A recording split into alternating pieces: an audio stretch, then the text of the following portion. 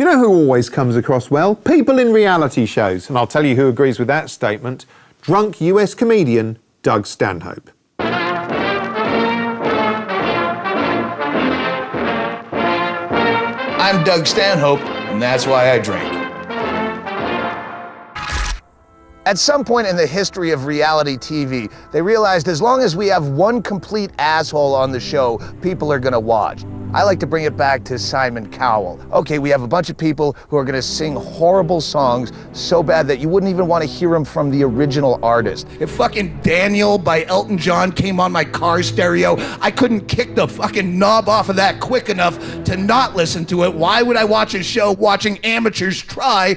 Oh wait, because you have a guy that will humiliate and berate them into tears afterwards. Okay, now I'm interested. I actually said to Paula when the song finished, what the hell are you supposed to say constructively after a performance like that? Whoopee. So once they have that formula set, they realize we can use this in any setting for a reality show, as long as there's an asshole. Okay, we got an American Chopper. You're watching people build a motorcycle. How interesting can that be? But wait, the father is a shithead, and he's really mean to everybody. Let's tune in again and see how this goes. I'm gonna bend it and see if I like it. What we should have done is move these out, jackass. When you watch reality shows, ask yourself, would I watch this in real life? Would I actually go to a pawn shop? Stand around waiting for someone to cash in their valuables to pay their fucking cable bill or buy more fucking rock? No. But you would if you had added an imbecile like this fucking guy. I just need $150, that's it. Nothing. You can't do nothing. Nothing. Like, there's so many of them, they have to have depleted the supply of dicks on the planet. Like, a lot of the shows don't even have really good, strong dicks. People aren't dicky enough. You have to settle for a curmudgeon or a nitpicker. Storage Wars is a show where they bid on abandoned storage units. Their dick is a guy that outbids all the other people and jack up the price. And his signature dick move is when he bids, he'll go, yeah! All right, if you're ready to go, I'm ready to go. I'm gonna be going 19 by 20 unit, $500. You give me 7.5 there. Yeah. I got for 5. What am I thinking? 600. 700. Yeah. 1,000. 11. 13. Yeah. That's all you got in this market? You need to go to dick school, my friend. You could take dick lessons from John Taffer of Bar Rescue. He's probably the biggest dick in American reality TV. Not only is his show a weak carbon copy of Kitchen Nightmares, who had an exemplary dick in Gordon Ramsay, he doesn't even know how to be a dick. All he knows is he has to be a dick, so he's just a dick all the time. How dare you pick up raw chicken and then pick up cheese with your hand, pick up spices with your hand? Shame on you! Shut it down, nobody eats.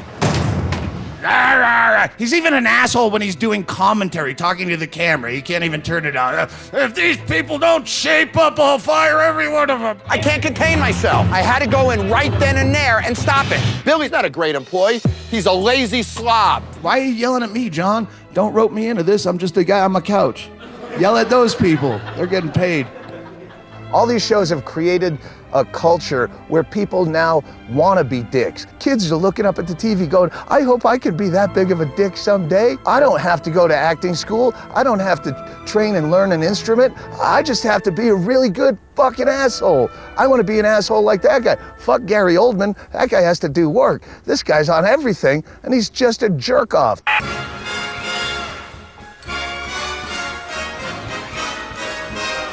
Royalty, and as mucky foreign magazines publish new bikini snaps of pregnant Duchess Kate, Daily Mail writer Quentin Letts brightens an already illuminating edition of This Morning by condemning their publication. They've shown these photographs of our Kate, and she's got her little bump appearing, of course.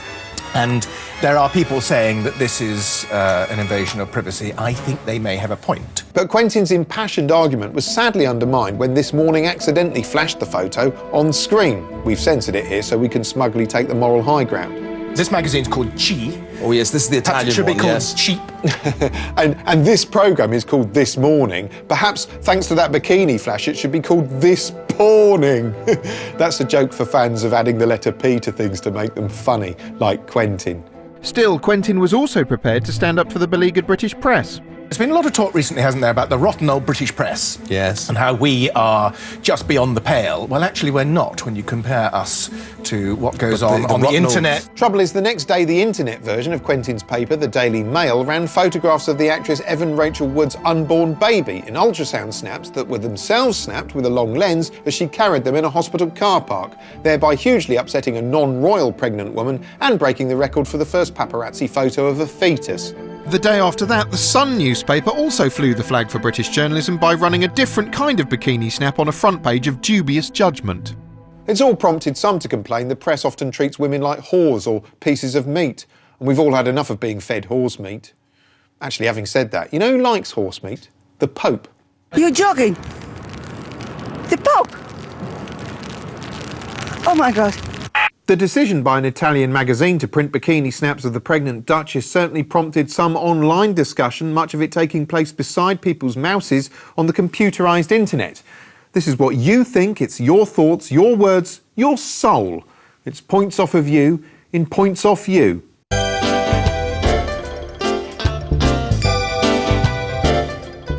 Printing pictures of pregnant women is impertinent, particularly when the woman involved is a royal. As Henry visited the Mail Online to say, "She is the Queen's daughter. Have some respect for her." She is indeed the Queen's daughter, but the chances are the dimbo Italians don't even realise that. They are animals, or as they'd probably call themselves, animale. They're ridiculous. Not everyone was overwhelmed with sympathy for Kate. Someone calling themselves No Cause to Adopt visited The Guardian to say, "Enough of this shit. If this family wants to put itself forward as the representative of GB, then they can hardly complain when someone takes photos. Republic, please." A polite request for the overthrow of the royal family there. We'll try and pass that on to the department responsible.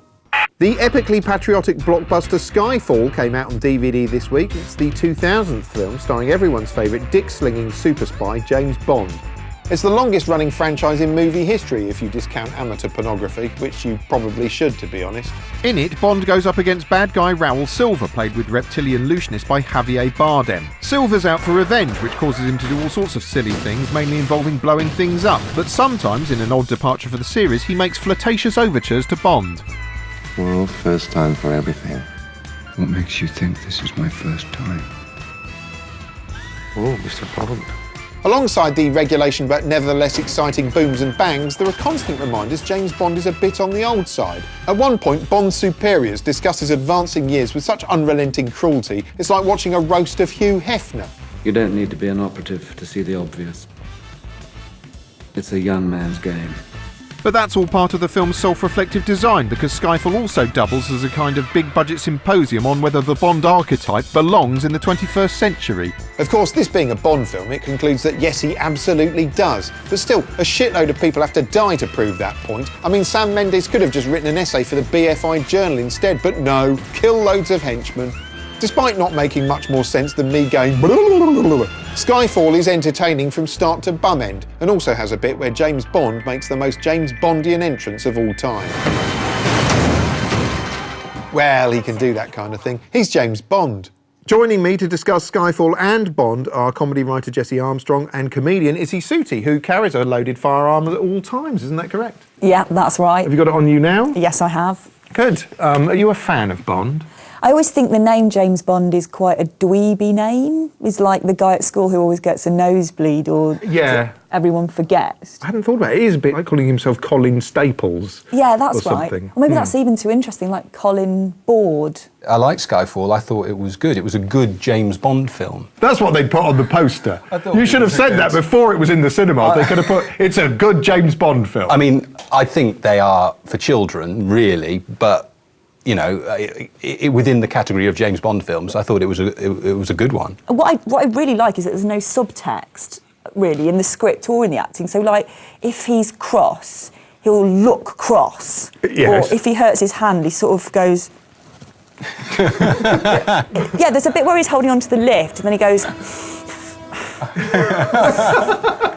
So this is your definition of an enjoyable film, is one where it's very clear at every moment, this is what's happening. Yeah, That's everyone says acting. what they mean, and everyone looks sad, happy or confused. There's a lot of romancing that generally goes on in Bond films. There's not so much in this one, but he does walk into a woman's shower without sort of asking her. Consent, I would say. Well, that bit is very worrying, isn't it? It's sort of constructed like a joke. There's a woman who's sort of in sexual bondage to this man, and then the joke is somebody's walking up behind her, pressing themselves against her, and, oh, it's all right, it's James Bond. There would be a very different tone to those scenes if you could see James Bond's erection. Don't you think? Like, if you could see that he was walking into the shower with an erection, which he presumably is, it would really colour it in a different way. Or if he didn't have a full erection in these. Well, he had half an He was erection. just tired, so he had to sort of do a bit of the work on the way in. Well, clearly, James Bond is a dick, isn't he? He just strikes me as the sort of person, if you would meet him at a barbecue and you'd be looking at his enormous watch, looking over your shoulder in Surrey, kind of just trying to move on and go home and read his car magazine. I think he's just a wanker. I can't imagine him making small talk at a barbecue at all. Yeah, I don't think he'd invest in a conversation for very long. You probably wouldn't get to find out about his politics. No. You just want to look at the meat cooking.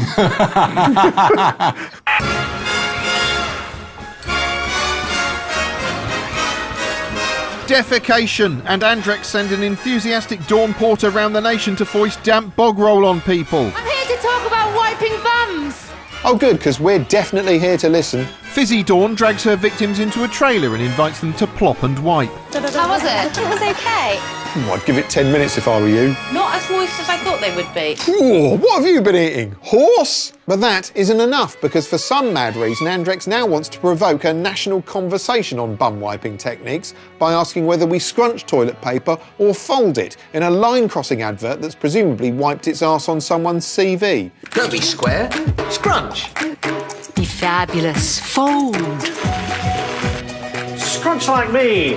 Number 3. Can't wait for the next one in this series where they ask if you've ever got a bit of shit on one of your fingers by accident while wiping your arse. This, of course, is the first step. They're softening us up. First it's going to be how do you wipe, and then it's going to be, oh, can I watch you do it? Before you know it, Andrex is going to be lying under the glass coffee table looking up and filming it on a smartphone. Behave. As the horse meat scandal continues, the news continues to turn your TV into a kind of abattoir simulator, with unending footage of gory carcass bothering. All this negative meat coverage is exactly the sort of thing that makes vegetarians happy, or it would, if they had the energy to experience happiness. Sky News boldly transmitted grim testimony from an anonymous informer in the meat industry, who turned out to be the biggest meat whistleblower since your mum. Horse meat is showing up literally everywhere. Why, as this grimly upsetting public health advert apparently shows, you can't even pop out for a crafty fag without finding horse meat in your cigarette. Ooh. Question is, where's it all coming from? In an exciting development, the horse meat scandal morphed into the international horse meat scandal, as reporters fearlessly pursued the trail of edible hooves across the globe. Turns out our food is locally sourced, but only in galactic terms. Journalists touched down in France, Luxembourg, and eventually in Romania, which was accused of slipping horse into the mince supply. Any attempt to get our cameras into abattoirs or meat processing factories here in Romania has been met with the same answer, no.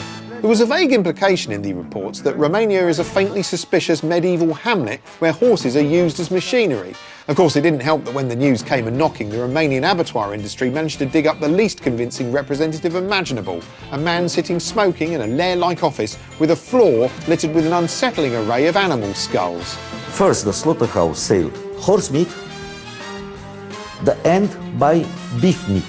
But no sooner had the news landed in foreign land than food cops in the UK began investigating meat plants back home, reining the horse meat story in and proving it's not all about Johnny Foreigner. They raided premises in Yorkshire, London and Wales where the news made clear everyday activity had been taking place up to the last moment.